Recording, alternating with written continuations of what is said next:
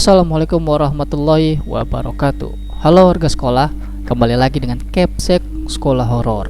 Apa kabar kalian semua? Semoga baik-baik saja ya. Di kisah kali ini akan menceritakan mengenai horor kegiatan TC Pramuka di sekolahku.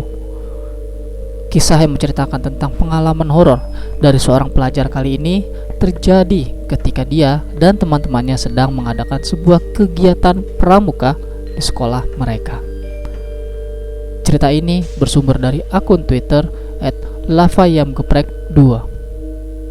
Sebelum kalian mendengarkan cerita ini, Capsek akan berterima kasih untuk like, share, dan komen kalian di video ini. Lanjut saja, saatnya kelas dimulai.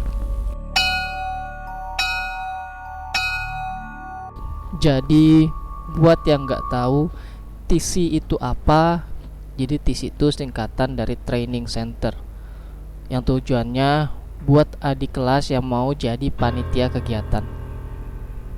Jadi Sabtu itu aku jadi panitia perlengkapan buat TC ini. Iya, jadi panitia yang mengurus segala keperluan kegiatan. Nah, sore itu panitia perlengkapan mau buat api unggun buat malam kan. Jadilah para cowok-cowok ke belakang sekolah. Dan for your information, belakang sekolahku itu ada pohon asem, pohon kapuk, pisang, empang, dan lain-lain. Dan mereka potong dah tuh ranting-ranting sama batang pohon. Tapi ternyata cara mereka itu yang membuat para penghuni di sana jadi marah. Soalnya mereka potongnya nggak permisi dan banyak mengucapkan kata kotor. Ya malum lah cowok tuh kayak gimana. Nah udah jadi kan tuh api unggun. Semua peserta ngumpul ngelingkarin itu api unggun. Terus ada juga sound buat muter lagu-lagu pramuka. Tapi ternyata si koordinator perlengkapanku ini emang usil anaknya, malah puter lagu Lengsir Wangi. Dan semua peserta jadi heboh dong. Tapi untung masih bisa ditenangkan sama panitia lain. Sampai pada saat peserta lagi nyanyi lagu pramuka, aku emang perhatiin salah satu peserta yang emang mencolok. Dia cewek, sebut aja E. Si E ini tiba-tiba diem, mukanya datar banget. Terus cuma natap kosong ke arah api unggun. Padahal dia udah diajak nyanyi sama temennya. Perasaanku emang lain banget ngeliat dia. Soalnya aku udah pernah lihat awal mula orang kerasukan kayak gimana kan. Nah, ternyata abis lagu selesai, dia tiba-tiba pingsan. Aku sama yang lain langsung datengin dan manggil PMR buat dibawa ke UKS. Intinya yang aku lihat si E ini nangis-nangis, tapi gak sampai meraung-raung. Abis si E dibawa, tiba-tiba anak yang lain, sebut aja si F, juga tiba-tiba pingsan. Kali ini aku bantu bawa tuh anak ke UKS. Nah, sampai di UKS aku lihat si E ini tidur sambil ditemenin sama panitia cewek lain. Sedangkan si F dibawa di ruang PIK yang masih satu ruangan di UKS. Nah, kalau si E ini kan kerasukannya anteng, sedangkan si F ini agak ngeri. Aku sama teman-teman bacain doa. Aku tekan kakinya malah berteriak, nyaring banget, plus meraung-raung. Lagi asik-asiknya bantu si F, ternyata datang lagi peserta lain yang kerasukan. Sebut aja si K.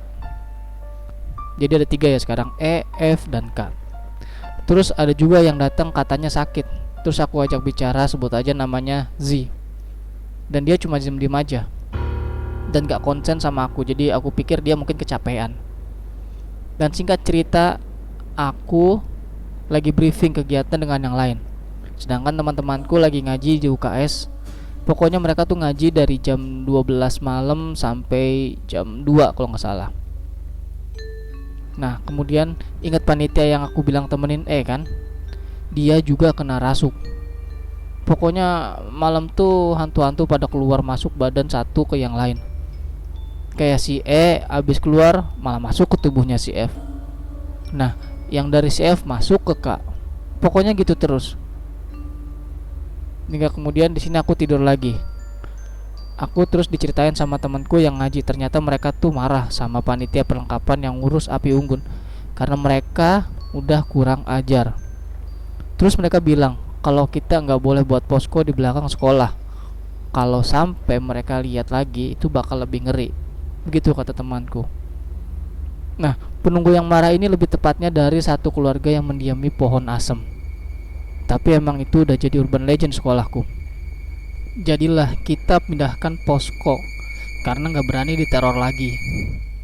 Di situ kondisinya udah mulai tenang. Tapi yang abis kerasukan nggak kita izinin buat masuk ke posko karena takutnya ada hal aneh lagi. Cerita lain dari kerasukan itu, ada beberapa peserta yang ditinggalin di kelas kosong sendiri buat jadi bantara. Nah, salah satu peserta cowok itu ditempatin di bagian kelas paling ujung dekat kamar mandi dan pohon asam juga. Di sekolahku ini pohon asamnya banyak banget. Selama kurang lebih 30 menit mereka ditinggalkan sendiri. Nah, pas panitia yang lain datang, sebut aja si B dan F. Ini dua-duanya cowok. Mereka ngintip di jendela dan mereka ngelihat kalau nih anak tuh posisinya lagi duduk sambil meluk lutut. Tapi di atasnya itu kayak ada yang meluk gede hitam, kata temanku. Bukannya nolong, mereka malah lari karena takut. Tapi habis itu kembali lagi dengan pasukan yang banyak. Pas tuh anak ditanya apa yang dirasain, dia bilang kayak ada yang naik ke pundaknya gitu, berat banget pokoknya. Untung aja nih anak kuat gak kerasukan.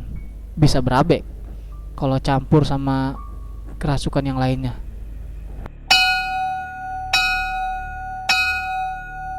Dan itu dia cerita mengenai horor kegiatan TC pramuka di sekolahku.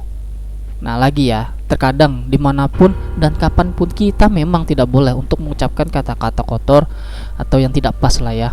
Karena apapun yang kita lakukan atau ucapkan tentu akan menimbulkan output yang bisa baik ataupun tidak pada diri kita dan lingkungan kita.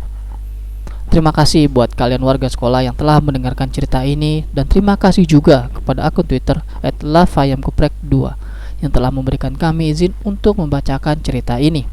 Jangan lupa like dan share video ini agar warga sekolah horor semakin bertambah. Dan sampai jumpa di kelas berikutnya. Wassalamualaikum warahmatullahi wabarakatuh.